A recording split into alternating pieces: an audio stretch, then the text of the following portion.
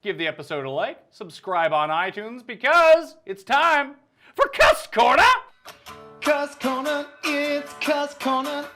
CUST Corner, it's CUST Corner. He's got the hottest takes with the highest stakes. He should be president of the United States, but it's CUST Corner, it's CUST Corner.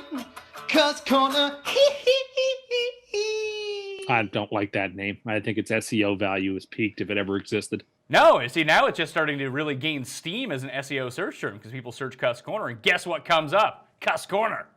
They're looking at Top Cat Corner, really. No, see, that possesses no SEO value. Geoff Fienberg is here as well.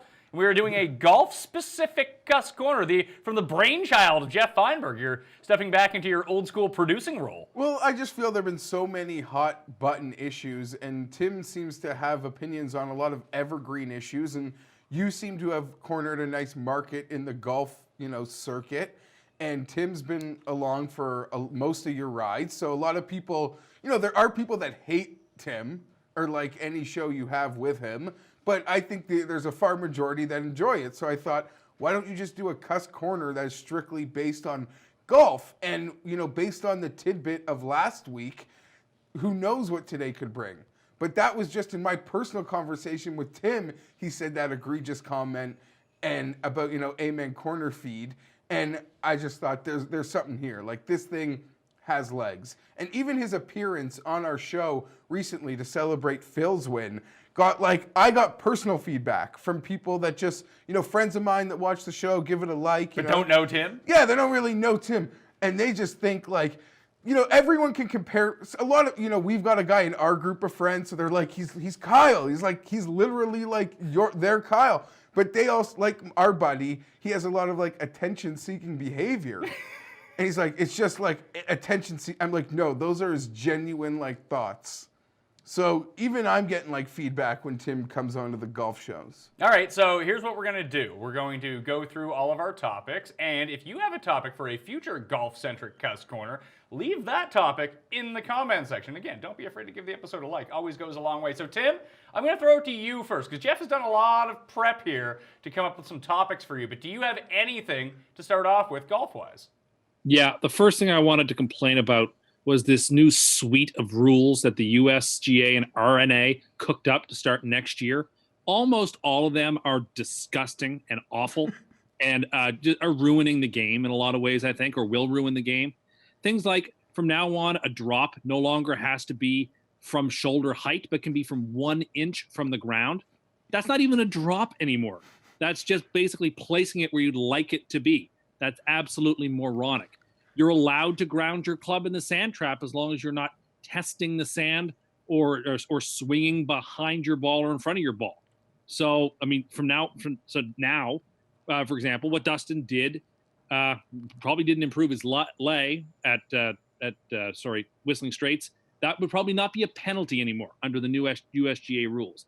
I think that's dumb. I think it's incredibly.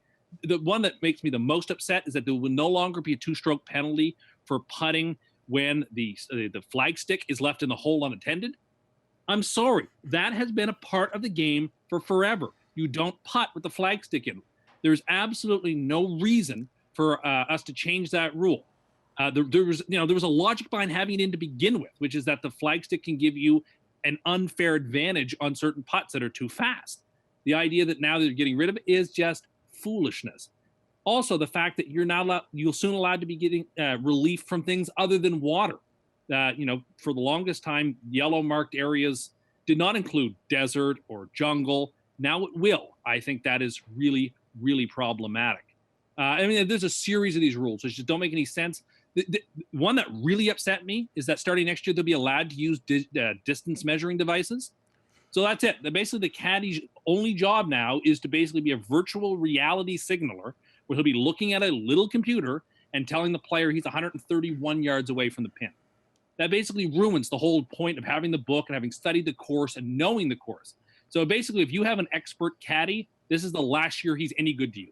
Tomorrow, Pat Mayo could be the caddy of any golfer and will be just as good in 2019 as someone experienced is. It's a bad strategy and it hurts the game. I mean, I'm basically Tiger's caddy right now. I'm just there to shine his clubs and let him do all the work. I don't really care about using like the distance measuring, and I don't think it takes the caddies completely out of the game. I mean, the main basis for that is to speed up the game, like speed up the rounds. All these rules have been put in place to speed it up a little bit.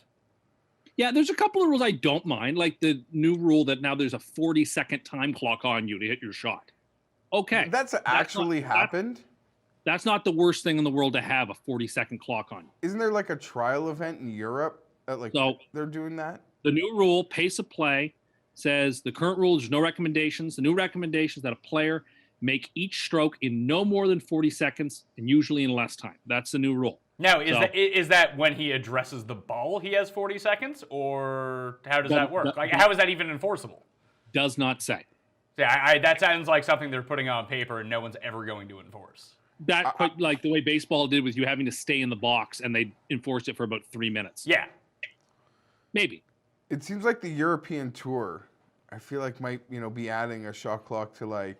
They've been doing some gimmick events like the Super Sixes. Yeah, I like the gimmick events. And the country one, and now they're going to be men-women teams in the new, the one that the Danes won last year?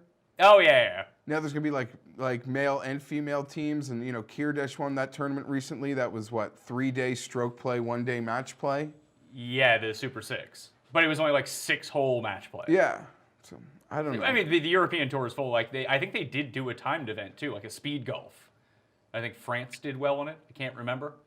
Either way, do you have a problem with the distance measuring systems? I think it's a little interesting. I think it's more. It seems like you got a problem with it. Yeah, that one kind of bothers me. I don't know. That just seems awkward. I would much rather them just wear shorts. No, I'm wholly opposed to that as well. All right, so you don't think that players should be allowed to wear shorts on the course?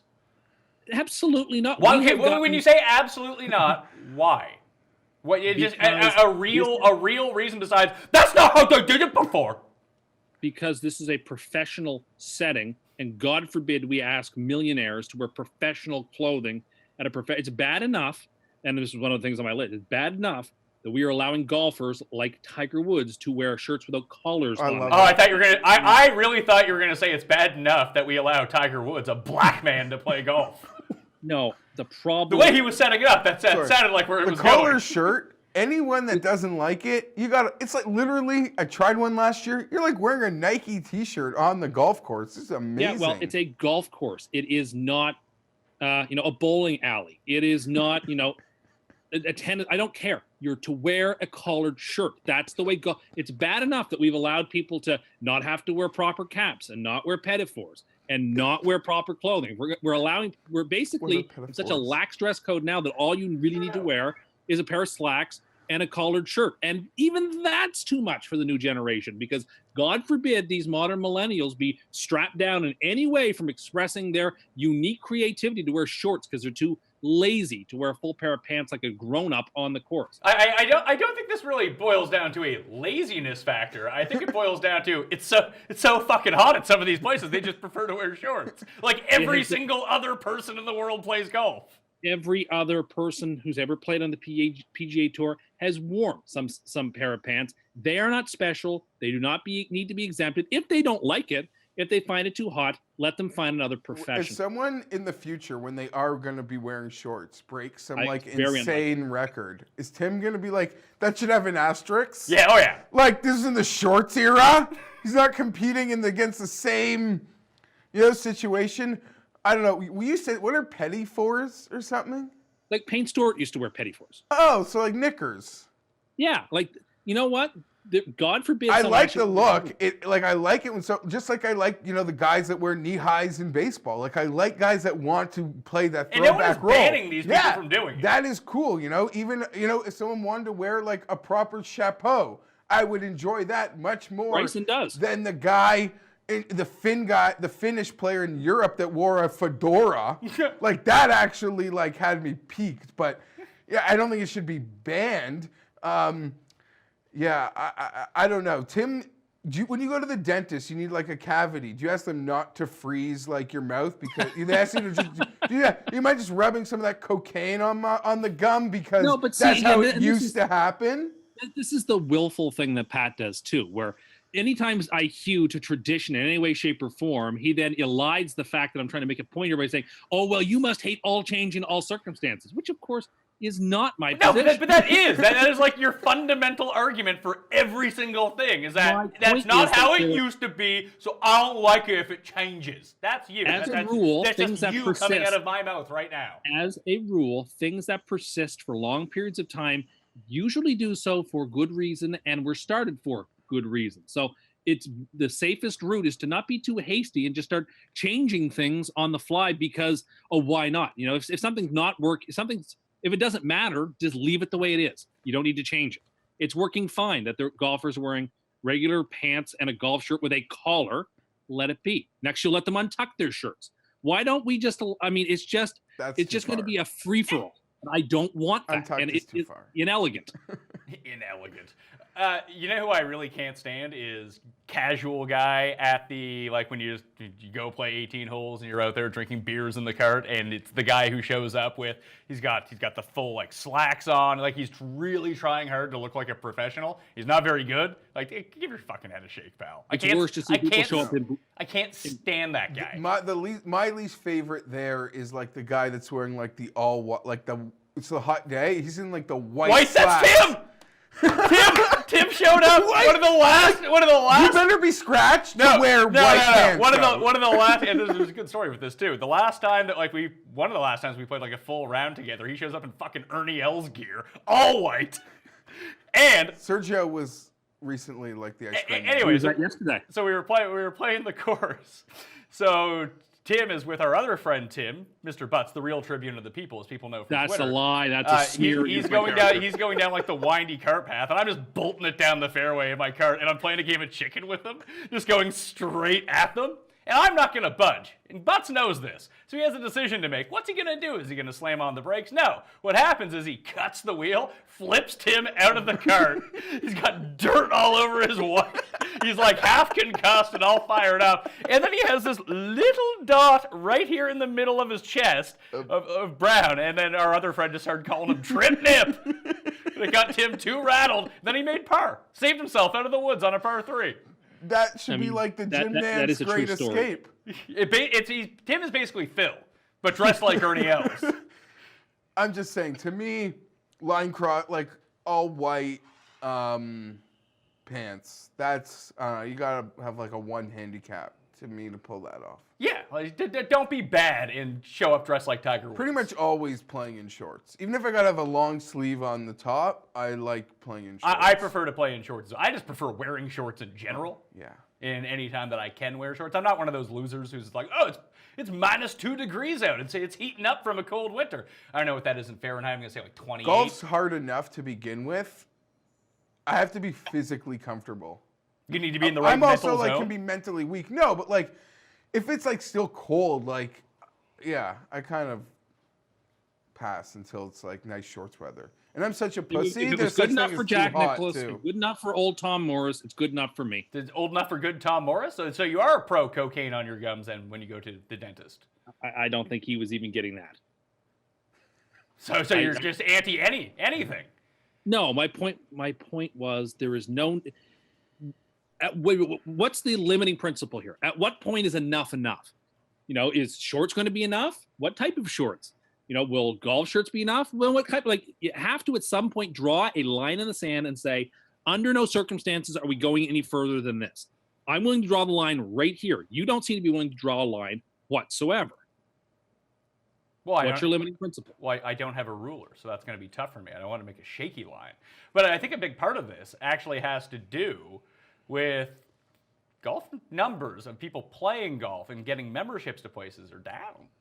Golf is not as popular as it once was among the people. So? They're finding other things to do. So making it more relatable, what you watch on TV, to how it actually is played, then I think that is a contributing factor to this. Tim would hate. I think it has absolutely zero. The clothing worn. Yeah, but you don't know anything about anything. If golf could be reinvented today, I swear to you, and people might like throw a rock at me, I swear to you, they might make it like 7-7, like 14 holes.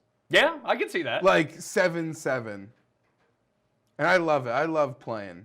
And just because, my back bulks by 16 because I'm a big guy, there's nothing to do with it. I'm just saying if it was created today. I'm not looking to get off the course four holes earlier, but I just feel like if they could snap their fingers, that's something. Yeah, they would charge the same amount. They would have less space to actually take up, so it wouldn't cost as much. You could run more people throughout the course of the day, too. Boom! More money. People would love that. At least the people who own the golf course would love that. Yeah. It's also like that hour that you have to like travel to the golf course. You kind of, I don't know. All right, so Geoff, you suggested we talk Tiger versus Phil. Now, people talk about that all the time. What is it specifically that you wanted to talk about with Tim? I don't know. Just this was also under the, maybe the premise of Tiger surprisingly getting that win. But Phil, I think it's just great for golf. Tiger did not get a win. No, Tiger has not won at the time of this recording. Tiger also got a big win for the PGA Tour in terms of ratings. Yeah, exactly. Unless this is released after the Masters, he will not have won since we've talked. I don't know what you just did, but I hate you. But both of you just try to timestamp the show like it's. Well, not me. The whole point is that we don't timestamp it. I feel like I've been pretty safe in that regard. Nonetheless, I just think golf is in such a beautiful place right now. As someone that loved it when both these guys were nowhere near anything in terms of winning tournaments, I am just so happy with where golf is, and what Tiger is doing to other players' odds is also enticing as someone like me. But just the fact that, Phil wins and Tiger right away can steal his thunder is pretty amazing. But the overall place in where golf is, and I'll say this, Phil winning, I feel really motivated Tiger to have a run of really good golf. And I believe what Tiger is doing is motivating every single player on tour, even the players that have everything, like a Thomas, like a Spieth, like a Johnson. I believe he is literally now wants to, everyone, there's more money now.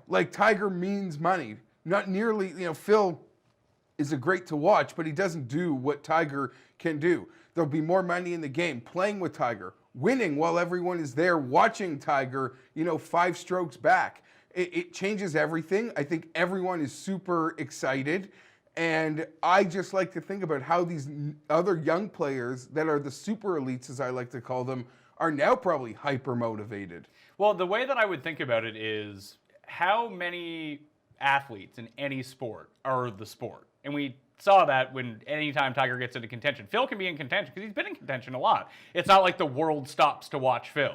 The world stops to watch Tiger. He's the only person that matters in these tournaments. You saw that when he contends, the type of people tweeting about it. I would say golf people. Yeah, but see, now I believe you guys are in an echo chamber, to be perfectly frank.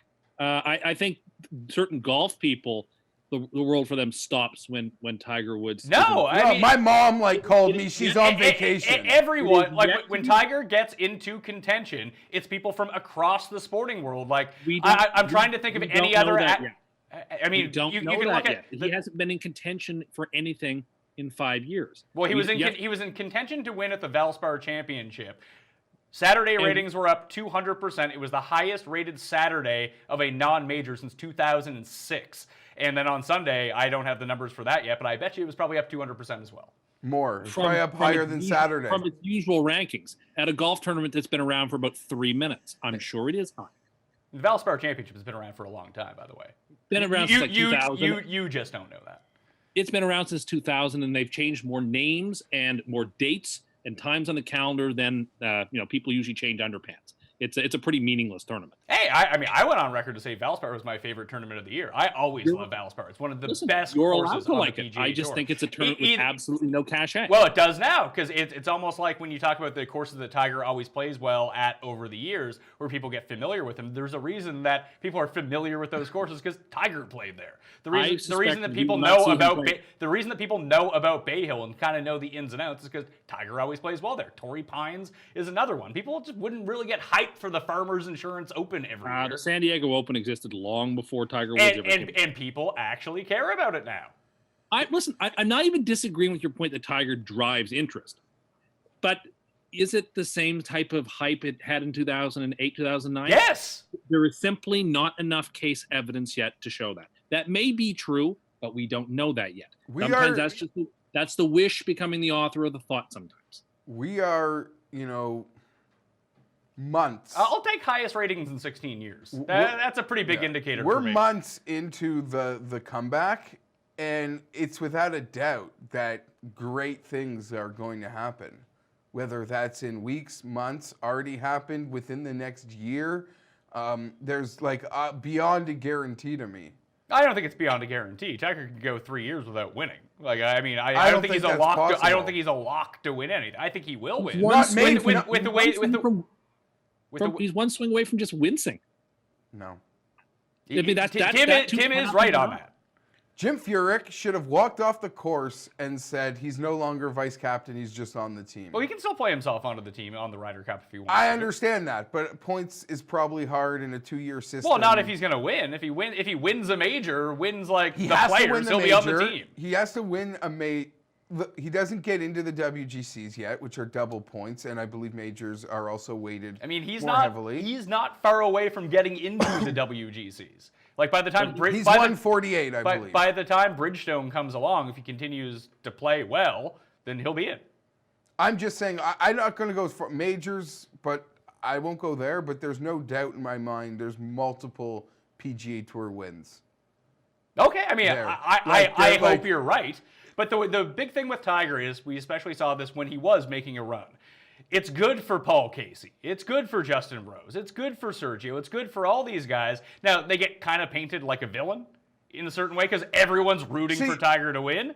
But it still just brings exposure to these guys that they just would not have had before. 100 Also, again, we'll see when Tiger goes up against Ricky Fowler in a tournament, or whether he goes up against Dustin Johnson or Jordan Spieth or Justin Thomas, whether everybody is cheering for Tiger. Again, we don't know that yet. Yes. Maybe that will be true. What do you mean You're you out of don't? your- What do you you're out mean of you your don't know freaking that? mind. You're literally idea lost. that- You're the idea literally that- lost. You're Ricky lost. Fowler has a huge following on a golf course. Because The that's idea because everyone needed someone when Tiger left. Well, that's your assertion. No, that is I absolute love Ricky fact. Fowler. I'm one of those fanboys, but it's because there's a void. That is now there's no, listen, no one won't be hostile or anything, but there's no doubt in my mind, especially until he wins it. Everyone wants to see him complete a comeback. Maybe after he's gotten a couple in the bag, which maybe I'm being too generous to say, then people will be like, okay, let's get the other guy. But I think you're so off base here, Tim. And maybe part of this discussion, which came to my mind, this whole Phil Tiger thing, the genesis of it is, it's so different. When Tiger gets paired with Phil again, there will be. Phil will retain all of his fans. He's the one person this doesn't really Okay, but I affect. just mean some of there us won't be have that been- animosity there. And imagine, because I thought about it, hopefully maybe seeing this week, Tiger and Sergio getting a pairing in the near future will be exponentially different feeling than it was 6 years ago. You have to understand, those of us who are Phil fans have been on Team Phil for 15, 20 years and have endured everyone loving Tiger and therefore cheering against Phil in big tournaments. And it's now our turn in the sun a little bit. And these people who are Tiger fans want to rip it away from us when Tiger hasn't yet earned. And that's what I was so upset about this week.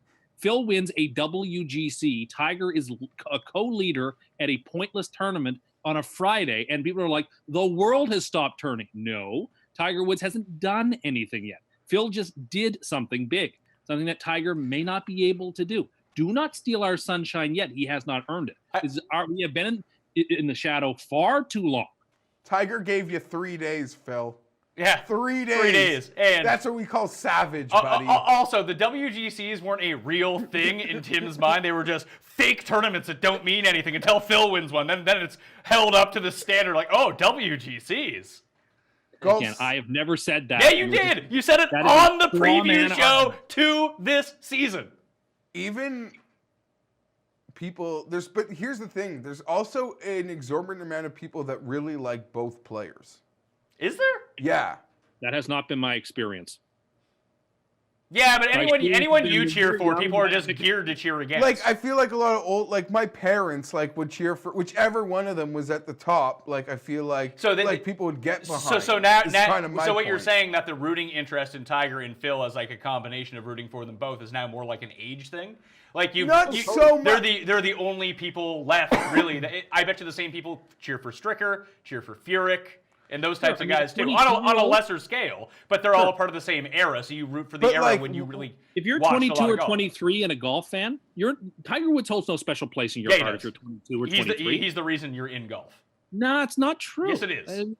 When you're like, if you're between 18 and 22, Tiger Woods is important, but he is no more important to you than any of the pantheon golfers that you mentioned. Jordan Spieth or Rory McIlroy are just as important. No, that's not true. No, you pretend like these people didn't grow up playing fucking Tiger Woods golf. And you watch those guys miss cuts. A lot of them didn't. You watch those guys. Tiger Woods golf years ago.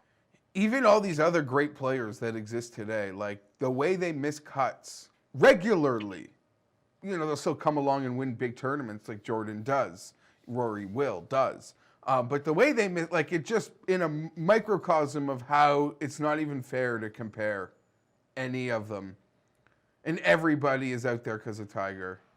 Yeah, because the age demographic is really old. But and that kid that loves Ricky Fowler is like being told to love Tiger, and he does. Yeah, because he's listening to his 42-year-old dad. He is forever a Ricky Fowler fan. Tiger Woods will be second to him, and good. That's what the sport needs. They do not need to be clinging. Much as I love Phil, Phil and Tiger are not the future. And barely the present. And golf is foolish to hang on to those. And you're 100% right. The kid that's watching with his dad, who's watching Tiger and falls in love with like a Ricky, a JT, a younger kid, that's perfect. Now the dad gets to teach him about Tiger.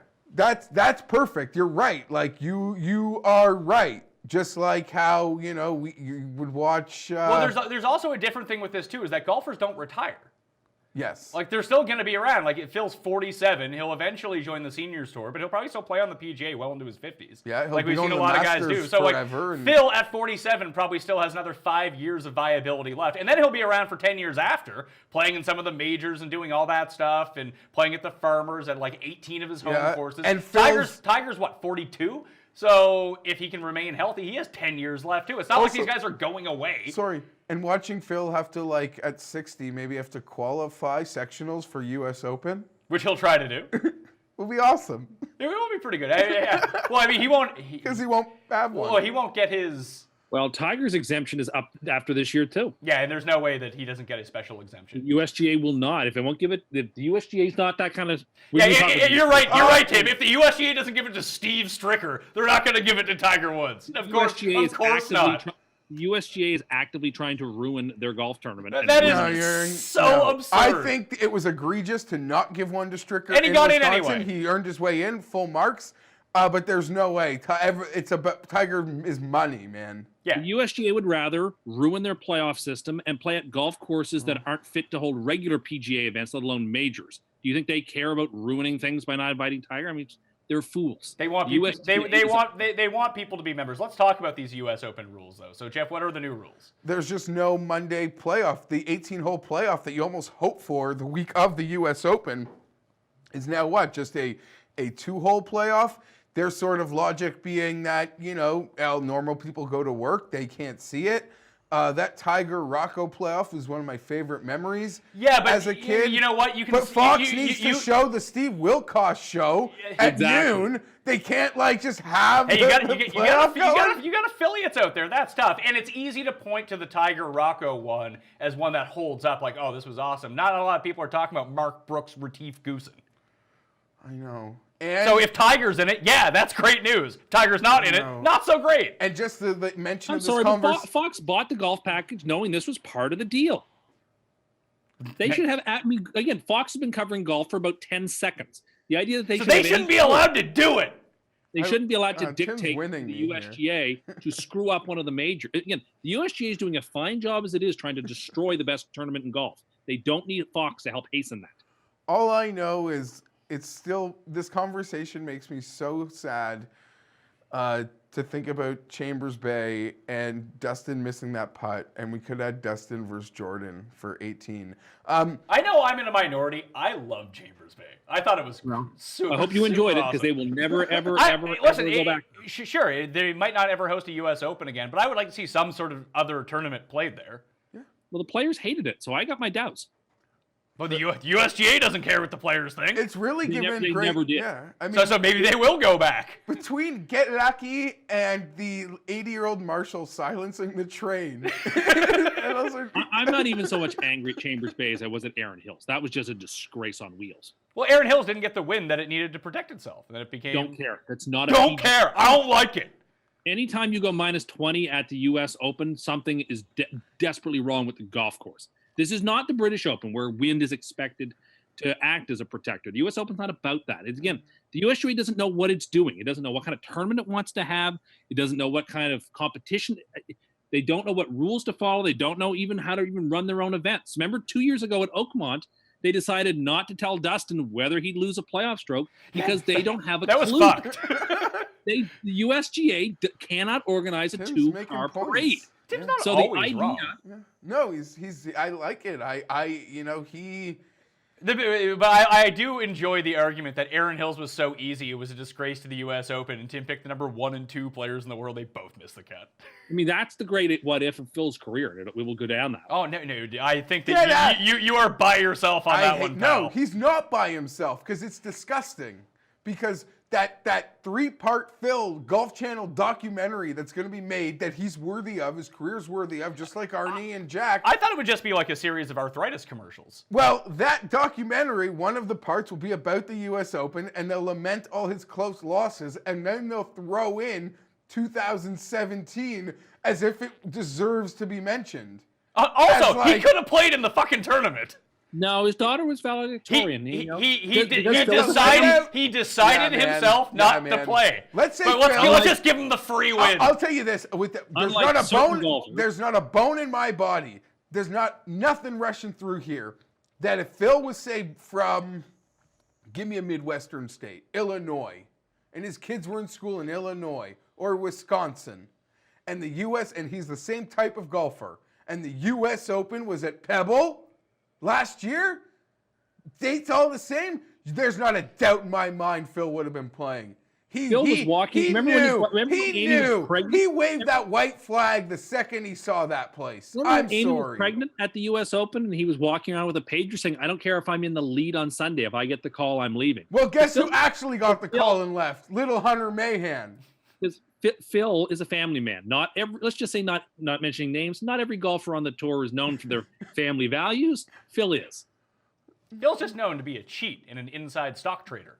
Real good guy though. Yeah, Phil. Never convicted of any of those things. That is a drive-by. No, he just mysteriously had to pay back $2 million.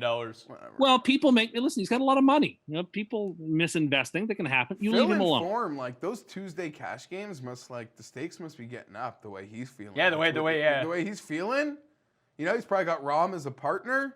Those Tuesday cash games, damn, off the charts. Must be killing it. All right, Tim, did you have anything else? No, but we have to get to, I'm sure, the shot tracker, because that is the strongest take I have, and we haven't discussed it yet. All right, let's talk about, now, are you talking about shot tracker or the Protracer?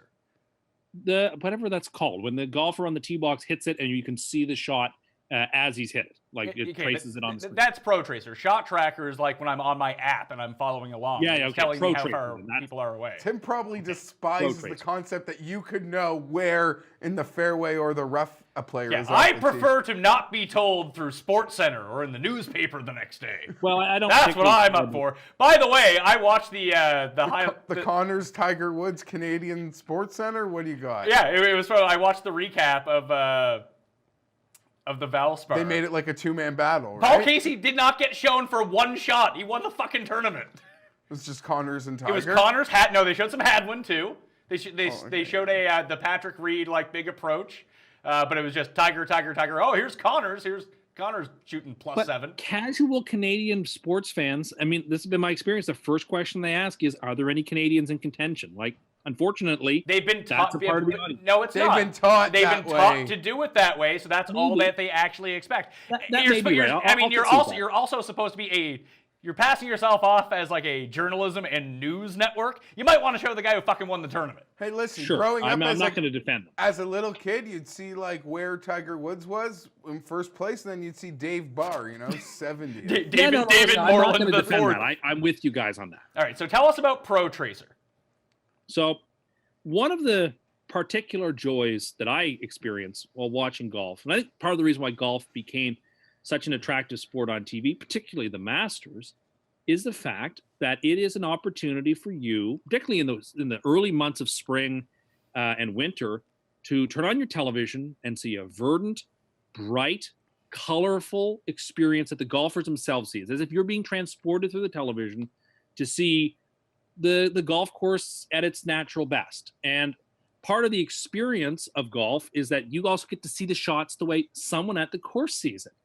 The idea, the very notion that these pro-tracing shots are being superimposed on the image to give me at home a better view than someone who paid good hard money to watch the thing, to sully the image of the golf course and what I'm trying to watch and take in with some artificial blue line because some hipster millennial cannot wait 15 seconds to listen to the person who's paid good money, who's standing at the tee box commentating on the shot, to tell me where it went. That you have to sully and ruin the image of the natural experience of the golf tournament just so I can see a shot that I'm just going to see the result of it 6 seconds later. It makes not one whit of difference what direction the ball takes on the way to where it lands. All that really matters is where the ball ends up. That's how the game is played. So the idea that you need to show me the shape and then I have to see it instantaneously because God forbid I wait 6 seconds is just, again, further damaging, I think, one of the things that make golf special, which is that thorough experience of nature itself. Like when it's winter and you're in the north and it's cold and it's snowy outside, people love throwing on the Masters because it's green and the azaleas are blooming. To superimpose computer animation. So you don't care that the Masters puts in fake bird noises underneath the coverage? Pardon me? That's not the same thing. And they don't do it during live play. Okay, so I got three things here. One, hipster millennials, not the biggest golf fans, Tim, so give your fucking head a shake. Number two, the announcers don't know where the ball is. Half the time they're just like, well, I think it's down there. And then the cameraman can't pick up, so that helps. Number three, seeing the shape of the shots, I think makes people bigger golf fans to see what these guys can actually do to the ball off the tee. I got number 4. I love number 3. To me, I would think the person who at the moment is most crucial to golf TV and golf ratings, well, we are a demographic that is filling maybe in recent years. It's still that guy that they're advertising that car and those watches to. And I assure you, older people probably enjoy that way more than you would think, Tim. Way more, because it's hard to pick up the ball. Because again, I mean, some of us believe that there is some value in something like mystery, that there's something enjoyable. That's part of the excitement of golf. Yeah, it just sounds like you should give up on golf and just start reading fucking choose-your-own-adventure novels, you moron. Or I could say that perhaps I'd like to watch golf the way it has always been watched. So were you really pissed off when HD became a thing? You got to see too much of the screen! I don't like that it's too wide! Do you hate the first down marker? Yeah, he does. Yes, we already asserted this. I think that's stupid and it should go away on TV. Yes, I don't think I should be seeing that. I like to see the... it's because you're ripping off the person at the game, like you believe Shottracer... I want to see as pure and as raw of an experience of the sport as I can. I will say this, anyone going to a golf event, like you go to a golf event acknowledging you're not seeing 99, like to the 10th degree, like you're not seeing anything. Like, you acknowledge that when you go to a golf event. Yeah, it's like going to a football game on Sunday. You don't get to watch the rest of the games. Yeah, but kind of, I guess. But, like, you literally see nothing. You live by roars around you, and, Tim probably hates the fact that, there's an electronic scoreboard at a lot of places. Well, the big thing is... one of the great things about the Masters and the British Open are those handmade... But that doesn't mean that... there isn't a place for the electronic scoreboard. No, I mean there's a place. No, listen, I don't get exercised about them. But were it me, I like the way that Fenway Park and the way that the Masters and the British Open. Can I ask I like Shottracer. I do. And maybe it's because when I got money on the line and I'm drinking Crown out I of just a like good to see glass, where the ball is going. I'm like, oh need- no, that's right. I need see assistance. where it's going. But You I don't though, because these guys are hitting like they're hitting fades, or they're trying to shape the ball that like when you see it go off the club, it's directly to the right. do You're you like, oh god, you sometimes- can't tell where it's Yeah, going. This is and a great way to see how good these guys actually are. It's contextualizing the shots off the tee. It's a white Nonsense. ball put into the sky. Don't sit here like some elitist telling me you can pick it up perfectly. I never said I could pick it up perfectly. But he likes the mystery of not knowing where it is. See, I'm also that loser that thinks hockey needs to like give another try to No. a glow puck. I don't agree with that. That's All this Listen, pitter patter, let's get at her. I yeah, can but you never can see yeah, it. but you can see it though. You can see the I puck would on the even- ice. It's a black puck on the ice, and it's not That's being a separate shot. issue, but I would even bring back the 2-line icing, and they've gone way too right. far with that stuff. I'm sorry to go there. I have one question. What do you hate more? The Shottracer the tracer off the tee, or because sometimes I got to admit, Tim, I enjoy it. Oh, not Seeing those that putts. that putt-in line where they With got to those like. fake percentages. Do you know what these? I are? enjoy. Well, they're not fake No, I don't care percentages. about the percentages. When they give you the line and the whole and the pat that ball needs to take, and I sometimes really enjoy seeing a ball struck so purely riding that line. Do you Like, know where it gets all? me- system Do you is- know? that What, do system you is so know cheap. where all these You things didn't have even come use it from? to- And to go back to Tim's point, which he just dismissed earlier, the reason that all these kids and still do enjoy Tiger Woods and know who he is, all Video played game. Tiger Woods golf growing up. Where did all of these things Yeah. come from? That's just Tiger And- vision. That's all that is. Well, yes. First, the shot tracing is not a part of Tiger Woods. Secondly, the putt tracing is, and if you ever play Tiger Woods with a friend who uses that putt tracer that you see on TV, that starts fights because people hate when you use it. So Fun fact: I actually think when we're we arguing against used cross to play, we used to let Tim be Tiger, and Butts and I would be Rackzilla, and he got to use the Protracer, and we didn't, and we still just crushed him. Yeah, I'm not that good at the game. I'll stipulate that. But my point being, Rackzilla. you're arguing at cross purposes here, and it's not. That putt thing is dumb. Again, there are people paid good money to commentate and tell me the way who are actually there and actually know which way the putt should go. Not some phony percentage. Oh, he has a 40.8% chance. You have no idea what that whether it's a 40.8. It could. Because each putt is individualistic Yes. with an individual person, the numbers are meaningless. Now, those numbers, are those numbers like if it's a 10-foot putt, Yeah. the overall tour average of all 10-feet Feet putts? putts, yeah. Yeah, that's what I thought. It's not It's, that. it's not from meaningless number. it's not from those specific. It's not for that perfectly meaningless specific number. player, and like a 10-foot putt at on one green can be a much different putt than on another. And green. also, let's not go into the whole of being like, oh, these announcers are so good. Oh, The they're announcers not, in yeah. golf are awful. Awful. They're doing the best they can. Well, And I they- agree. then hire better people. No, it's hard. I agree it's hard, but like, But it is true. Like to Tim's point, if you had the ultimate announce team right now, and we had to build just one announce team for golf, and it happened every single event. they all make a lot of mistakes. but- No, but like I'm saying, I do have favorites myself. Like, Oh, Johnny Miller's the best. no, Nick Faldo's way better than Johnny Miller. Johnny Miller, well, no, Nick Faldo actively roots for Englishmen in any tournament So that they're what? contending. I find that Johnny tiring. Miller actively hates everybody and thinks he makes every shot. Yeah, that shot's Well- easy. I would have hold it. Well, when somebody else shoots 63 at the hardest golf course in the world, at the hardest tournament in the world to win it, then they can also take shots. Like, I give Johnny Miller a little bit of rope. Nick Faldo's a better golfer. Yes, but Nick Faldo never put a performance up like Johnny did at Oak No, Mountain. he just won more. I don't believe he ever won the U.S. Open. No, but he won what? 3 Masters? And 3 Johnny's Masters and 2 Opens, I believe. Maybe 3 Opens. Faldo's 2. like I'm not against Faldo, but Faldo's Johnny Miller's fun. just better. Faldo Johnny is a fun Miller- person to have in the booth. He's casual. Johnny Miller and Joe He's- Buck. That would be my choice. Joe Buck. Yeah, I like the way Joe Buck's Oh going. my God. Yeah, Johnny Miller and Joe Buck. That's the play.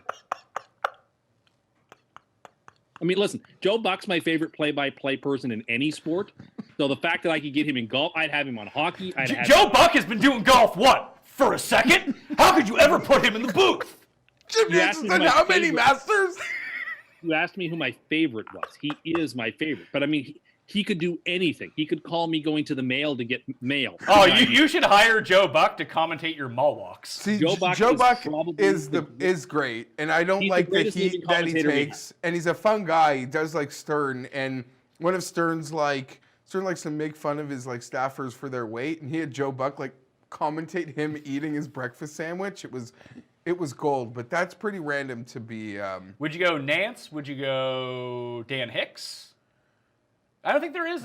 Nance is probably the best one. Nance is the best. I'd probably go get one of the Euro guys. The Euro, I forget what his name is, like the main Euro play-by-play guy. He's probably the best. Because Wiley always mentions this too. Like he lets it breathe a little bit. Yeah, there's He's not a lot constantly more talking over everything. I kind of like that. Watching European golf's a different experience, and I enjoy it. You don't get. I will say, as much as I've ragged on Bones in the past, he is such a huge upgrade over Nota Begay as like the sideline on the course guy. It's unbelievable. He's very good. Well, because Bones has been in every spot you can imagine on a golf course. So like, there's no one better to ask. How do you hit your shot here behind that root? Well, Phil has done it 15 times. So let me tell you. And Nota Begay is the male version of Gail King. He's the professional. I mean, I tweeted during the Valspar that he shouldn't be allowed anywhere near Paul Casey on the back. He's the professional Tiger Woods cheering section. No, he's Gail King, like Oprah's best friend. Now she hosts shows, has her own like life in broadcasting, being Oprah's friend. And I'm jealous. I say that jealous of Nota getting to be Tiger's best friend. What a gig! All right, that will do it on this mini golf only section of CUST Corner. CUST Corner, it's CUST Corner. CUST Corner, it's CUST Corner. He's got the hottest takes with the highest stakes. He should be president of the United States, but it's CUST Corner, it's CUST Corner. CUST Corner, Again, I think it should be called Top Cat Corner or just Top Cat. Well, as we've heard throughout the course of the past 45 minutes, you got a lot of things that you think. Corner of the People, Corner of the People's Tribune. You know, there's names we could work at. So again, I want to thank Tim Andercust. Tim Andercust. For being on the line. And if you do have some topics for a future golf-only CUST Corner, please leave it in the comment section, give it a like, and thank you for being here. Geoff Fienberg, you can follow on Twitter at gfienberg17. Thank you for being here as well. And as always, you can follow me on Instagram, Facebook, and Twitter at ThePME. CUST Corner, it's CUST Corner.